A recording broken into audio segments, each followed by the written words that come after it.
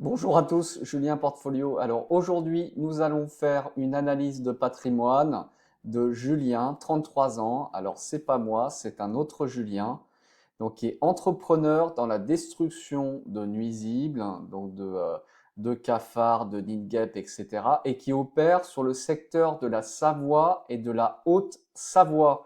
Alors vous pourrez faire appel à ses services, je vous donnerai ses coordonnées à la fin de la vidéo. On regardera aussi une vidéo de son intervention, mais là on va se concentrer sur son patrimoine. Alors son objectif, c'est d'aller chercher son Barista Fire. Alors le Barista Fire, c'est quoi?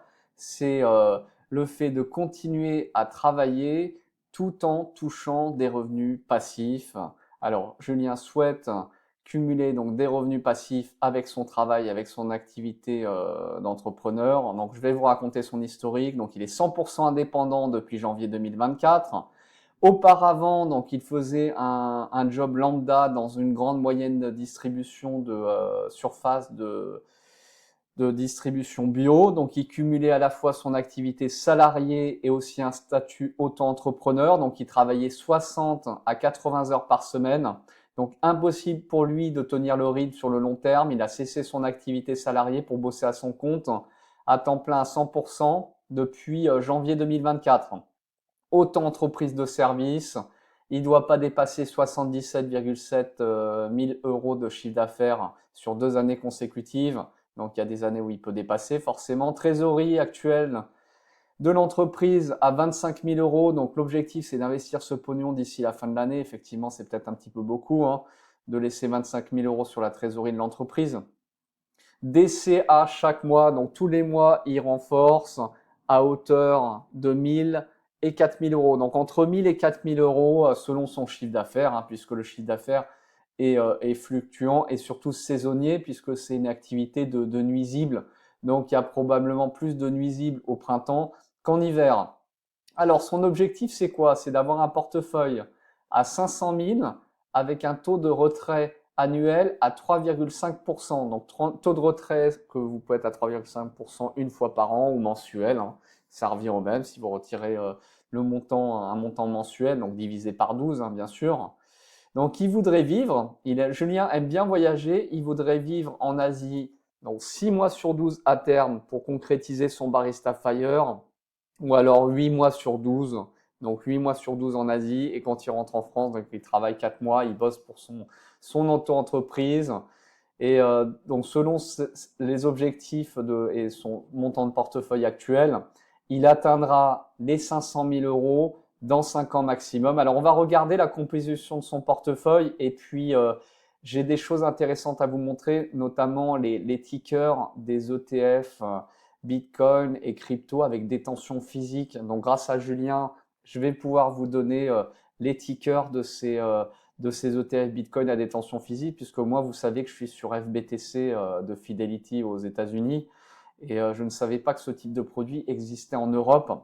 Donc si ça existe, donc restez bien jusqu'à la fin, on va analyser le patrimoine, et puis on va voir les tickers ensemble. Alors, donc résidence principale, donc Julien a acheté un studio qu'il a refait à neuf pour 88 000 euros en 2017, actuellement valorisé à 112 000. Je prends 100 000 pour une évaluation pessimiste. Ouais, non, dans tous les cas, c'est bon. Il fait quand même une plus-value. Donc, financement à 63 000. Il a un crédit qui est très modeste de 360 par mois. Donc, ça, c'est très bien.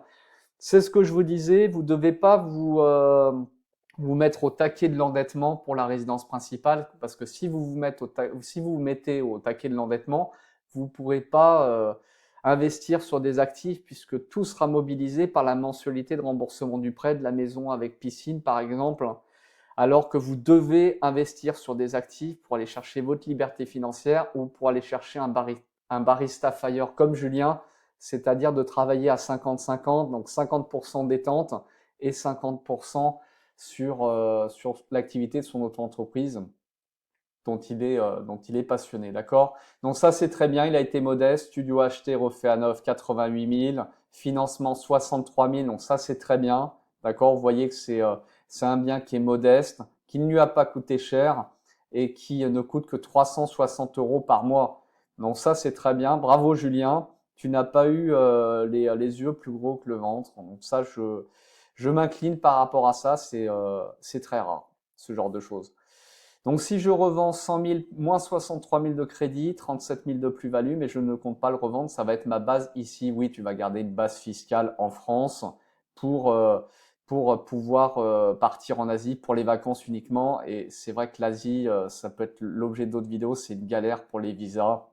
Si vous êtes entrepreneur digital, les visas DTV, vous devez sortir tous les 3 mois, faire tamponner, etc. Effectivement, c'est compliqué de se projeter à long terme en Asie, ou alors peut-être en visa retraite, il faudra étudier. Mais bon, il faudra attendre d'avoir 50 ans. Donc Julien, 33 ans. Répartition de portefeuille. Donc actuellement, on est sur 72% Amundi MSCI World. D'accord? Donc c'est très bien. C'est l'allocation que je préconise. Je préconise une allocation à 80% ETF World et 20% Bitcoin. Là, on est sur 72%. Bon, c'est ventilé sur PEA, sur CTO. On va regarder le détail. Ensuite, on a de l'Amundi MSCI USA x2. On a aussi du Berkshire Hathaway. Ouais, bon, il y a du Bitcoin aussi. Alors c'est parti, on commence par le PEA. Donc on a le MSCI World EWLD. Donc le EWLD classique, hein, un ETF MSCI World classique PEA. Bon, là-dessus, on va pas rentrer dans le détail. Par contre, on va creuser ensemble l'allocation Amundi ETF Leverage MSCI USA. Donc Leverage x2. Donc là, par contre, à hauteur de 19% d'allocation, hein, sur l'ETF Leverage. Donc ça, c'est le CL2.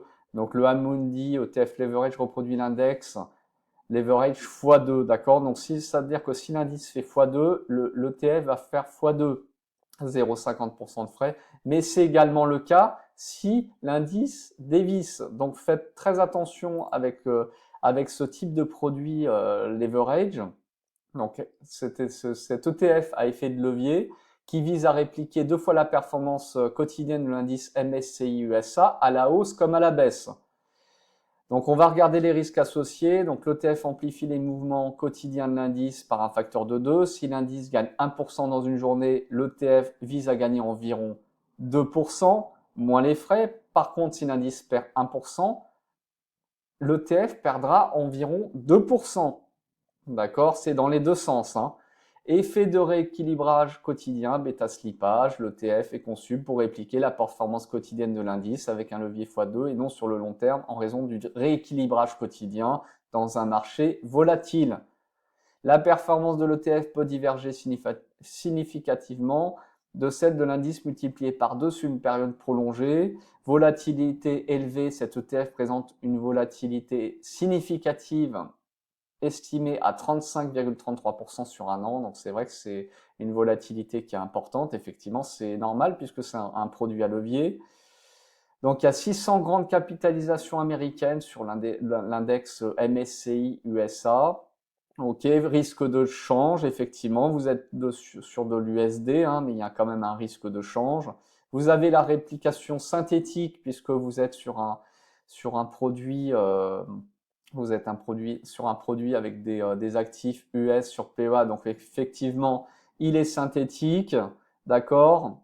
Et enfin, je vais vous donner donc 0,50% de frais. Exemple historique, lors du crack de mars 2020, l'indice MSCI USA a perdu 34% sur une courte période et l'ETF CL2 a perdu 59%. Donc faites attention avec les ETF à levier. Pour moi, il faudrait calibrer les ETF à levier à 10% d'allocation portefeuille. Peut-être que 20%, Julien, c'est un peu trop.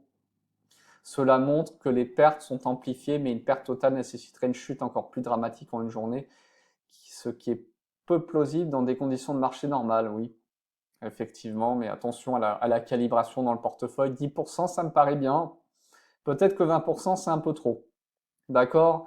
Donc, on a de l'ETF World classique et on a du MSCI USA à 20% sur le PEA, hein, en allocation. Sur CTO, qu'est-ce qu'on a? On a du BRKB, Berkshire Hathaway. BRKB, c'est la part de split de Berkshire Hathaway. La BRKA est à plus de 500 000 $. Donc, regardez la BRKB, c'est investir sur Warren Buffett, hein. Vous connaissez Warren Buffett. Je recommence son livre L'effet boule de neige, la biographie de Warren Buffett, l'effet boule de neige.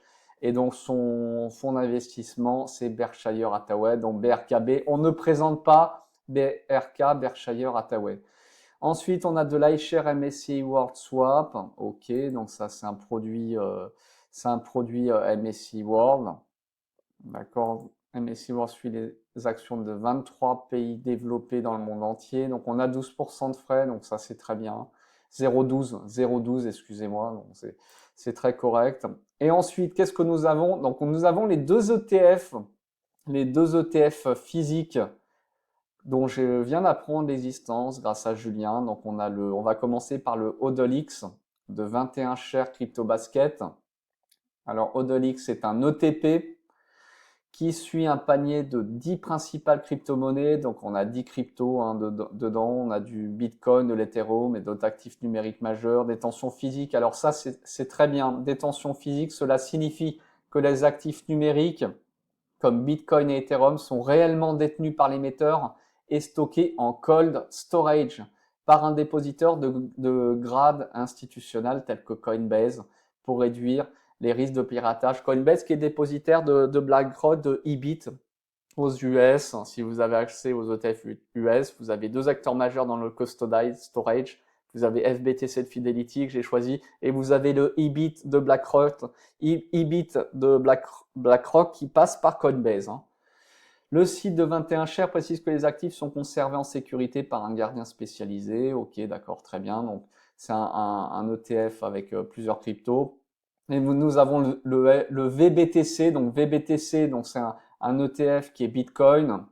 Donc Bitcoin détenu en cold storage par un dépositeur de confiance. OK, dans les documents de Vaneck, cela garantit que l'ETN suit le prix du Bitcoin et on a 1% de frais.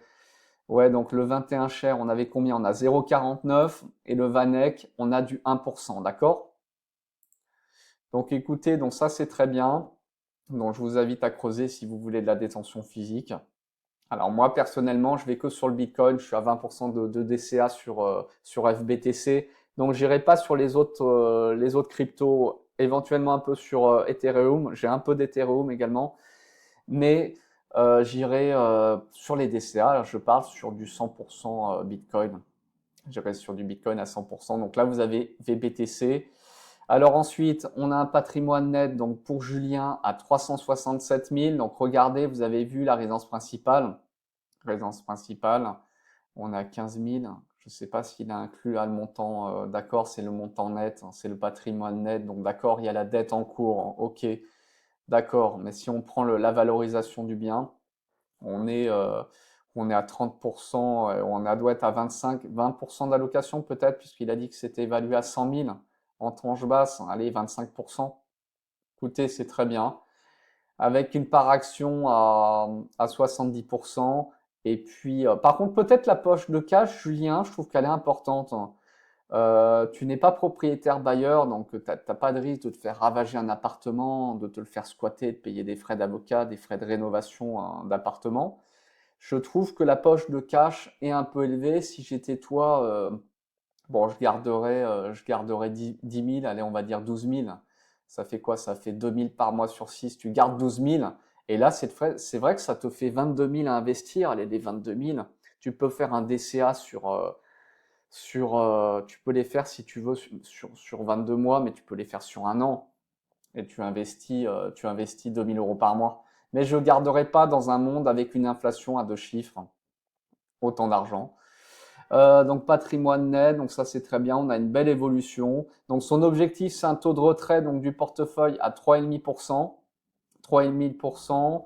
Donc là actuellement il a 750 euros par mois, son objectif c'est 500 000, donc 17 500 par an, et puis de cumuler son activité d'auto-entrepreneur. Donc son objectif c'est un portefeuille à 500 000 qui pourra taper d'ici, on va dire maximum 5 ans. Ok? Donc 5 ans maximum. Donc Julien, destruction nuisible, opère sur le secteur de la Savoie et de la Haute-Savoie. Donc je vous invite à faire appel à ses services. Il s'occupe des maisons. Hein. Salut à tous, Julien de JDN. On se retrouve aujourd'hui pour une petite vidéo. La saison commence. Alors il serait temps. On est le Je vais vous mettre le lien dans la description et puis abonnez-vous à la chaîne si vous aimez le contenu.